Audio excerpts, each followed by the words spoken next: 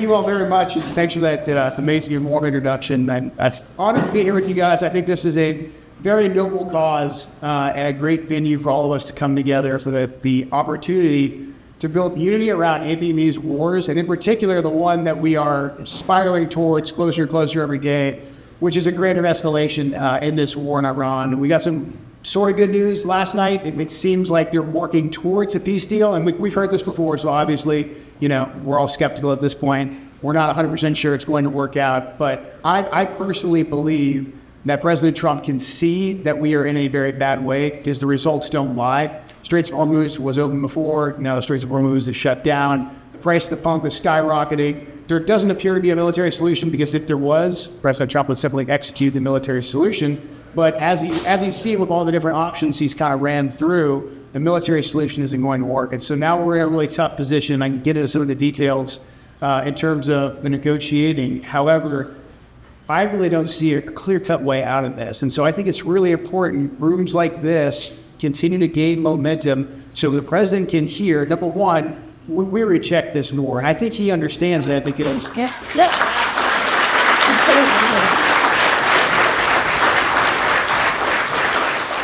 President twice basically won his way into the White House with a very anti-war message. And although it wasn't perfect in the first administration, he did keep us out of new wars. He made attempts to get our troops out of the Middle East. And so for him to make the mistakes that he's made to get us into this situation, I think he knows he needs a way out. And so the way that we build momentum and let him know that we want him to get out of this war, and as a matter of fact, we really don't care too much on the details. At this point, he can say that he's won. He does pretty much every time he talks about the Iran war. So I think as long as he knows, the vast majority of us say, right on, Mr. President, you took out their military, you killed a bunch of their leaders, bring our guys home, let's reset from there. Because all of the other options that we have just have us spiral further into this war. And that's a big reason why I had to step away and resign. Number one, I morally couldn't stand by the war. I fought the war on terror.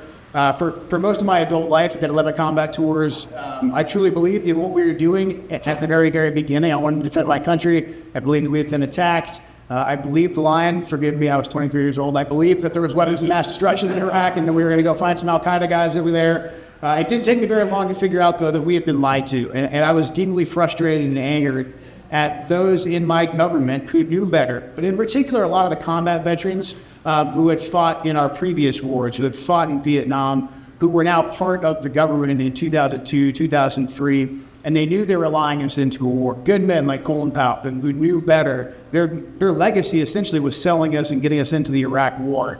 And so I made a promise to myself in my 20s that I never knew I'd actually have to cash it at some point. I promised myself if I was ever in a position to prevent young men and young women from going into a needless war, that I would speak out, that I would do something. Fast forward 20 plus years, I found myself in that position. I found myself in President Trump's administration, was honored to be there, was leading the National Counterterrorism Center. It was a job I felt was very important because we do have real terrorist threats that have only gotten worse because of this war. But I wanted to actually help President Trump deliver on his campaign promises. And watching a foreign government, watching the Israelis march right in and basically dictate terms to us and manipulate American intelligence, manipulate the media, manipulate those around President Trump to put us into this war. I knew that I had to leave. I knew I had to start speaking out because I couldn't stand by and watch more body bags come into Dover and have this report.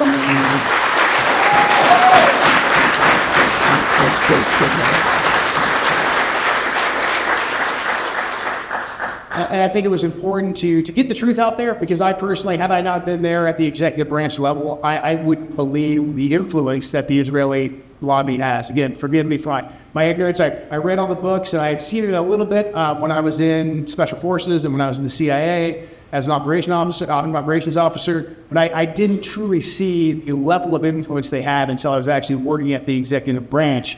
And I know a lot of people in this room, I see Scott's here. Scott's been talking about this for decades, really. But I honestly, until I saw it firsthand, I didn't know actually how bad it truly is. I think if most Americans knew the extent at which the Israeli lobby, the Israeli influence, whatever you want to call it, influenced our decisions to get us into this war and all the other, post 9/11 Middle Eastern wars, they would be absolutely furious. Now, luckily for us, we've had enough people out there speaking the truth, pushing back against the Israeli lobbying. And if you just look at the way that this message is resonating for younger generation, I'm very, very optimistic about the future. It was a gut punch to watch Massey be defeated the other night. But when you looked at the demographic breakdown, when you looked at basically Gen X, millennials, Gen Z, and everything else below the age of, I don't know, like 55, 60, they're with us 100%. They're against this war. You can't lie to them about the foreign influence. And if we can get them out there, we can mobilize them to vote. We can start winning elections up and down the ballot. Did we do it, Joe? I think we already did this.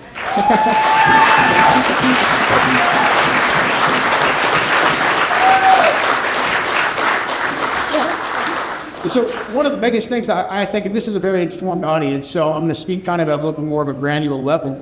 I think one of the most important things for those of us that are in this coalition of people who believe we've got to just stop getting into all these foolish wars. We've got to get our foreign policy back on track. We've got to stop sending so much money overseas. That's a very basic, high-level principle that I think most Americans can agree on, but a very broad coalition of the political spectrum can agree on that. And if we can unify on that, especially in terms of who sits in the White House, we can actually make a real difference. Because at the end of the day, during most election cycles, a lot of different social issues will come up, a lot of different domestic issues will come up, and that will kind of carry the day with what gets talked about and how people vote. When you're talking about the executive branch, you're talking about the president. The president's stance on foreign policy and who he's going to let dictate his foreign policy basically controls everything else. Just look at what's taking place right now. President Trump also, in addition to the anti-war position that he had, he ran on a lot of domestic priorities. Immigration, he ran on affordability. These are all cornerstone domestic issues that affect people's daily lives. He really hasn't been able to dedicate a lot of time to those topics because we've been convinced that we have to go to war with, at first it was the Houthis for some reason, and then we needed to go get sucked into this Iran war, and in between we're trying to play referee in Ukraine, between Ukraine and Russia, because somehow he controls the Donbass is like deeply important to people in Grand Rapids, Michigan. So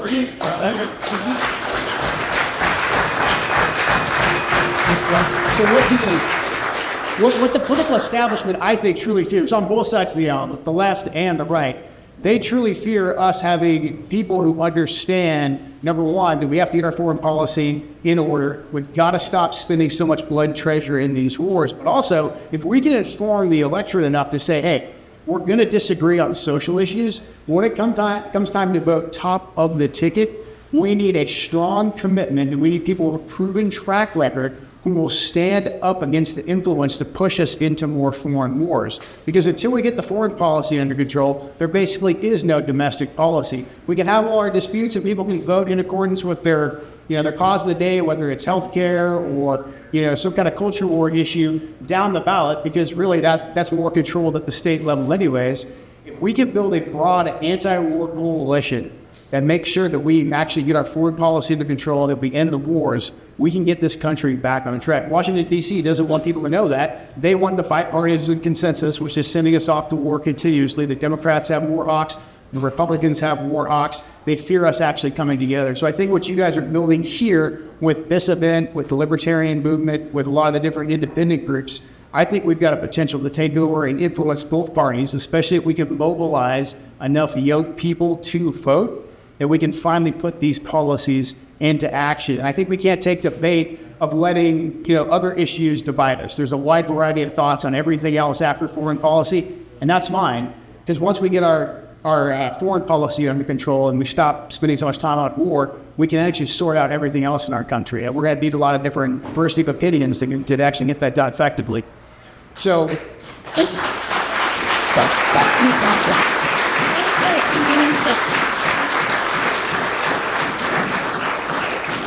So I think it's very important that we continue to keep up as much pressure as we can respectfully on the administration. I say respectfully because that's actually going to get their attention. President Trump put together a really amazing coalition that got him 77 million votes. Those weren't all dyed-in-the-wool Republicans. There was a lot of libertarians. There was a lot of independents. There was a lot of first-time Trump voters. So if we let him know very, very vocally but respectfully on social media and through other platforms that we reject this war, and also more importantly, we're okay with him just walking away. Like right now, they're twisting themselves into knots.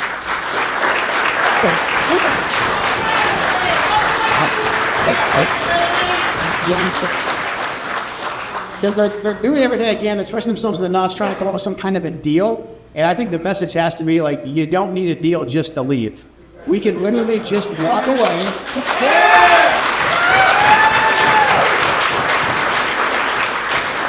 The Iranians will have a victory parade, and we'll sort out the rest later once we avoid the war. And I personally believe that the president then will actually have more leverage, because everything the Iranians are using as leverage right now over America, basically, it's shutting down the Straits of Hormuz, and the Iranians are justified in doing that in their public messaging. They're saying they're justified in shutting down the Straits of Hormuz because we're there as the aggressors. If we leave as the aggressors, the Iranians are not going to want to piss off everybody else in the Gulf. They're not going to want to piss off the Chinese, the Indians, the Russians. They're going to let the Straits of Hormuz become open again because it's good for their business. Another big leverage point that we have right now in the Middle East, I say leverage against us, is all the amount of forces and troops and bases that we have in the region. That gives the Iranians the ability to strike us if they want to. And this last iteration of the war proved that our bases in the region are not a strategic asset, they're a strategic liability. And so when you remove those troops,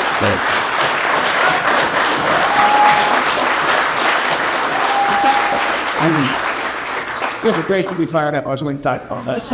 So if we remove those troops, they've actually got less options to attack us. So again, it's tactically a smart move. It's not a retreat whatsoever. We've proven that we can fly halfway across the world and bomb them again if we need to. I'm not for that, but we could do it if we wanted to. So basically, for President Trump to pull out right now and declare victory, it's win-win-win. It will help him put the coalition back together again. And going forward, now that President Trump's going to be out of the political scene in 2028, we just have to bring in people that are going to make a firm commitment, have a proven track record that they will not support us getting into these wars, that they will kick the Israeli influence and every other foreign influence agent out of our government and actually finally put the American people first.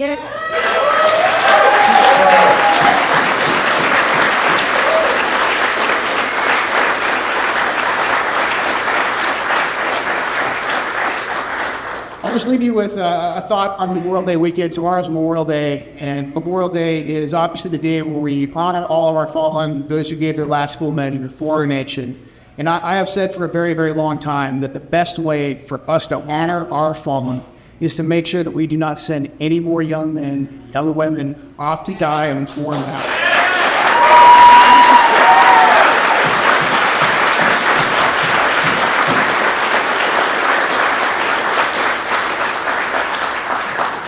There's a very little known part of Memorial Day. If you actually read the code that codified Memorial Day into U.S. law, it says we remember our fallen on this day, but it also calls for a national prayer for a lasting peace. So again, we honor our fallen by fighting on and making sure we don't send any more young men and women off to die in foreign battlefields. Thank you guys so much for being here.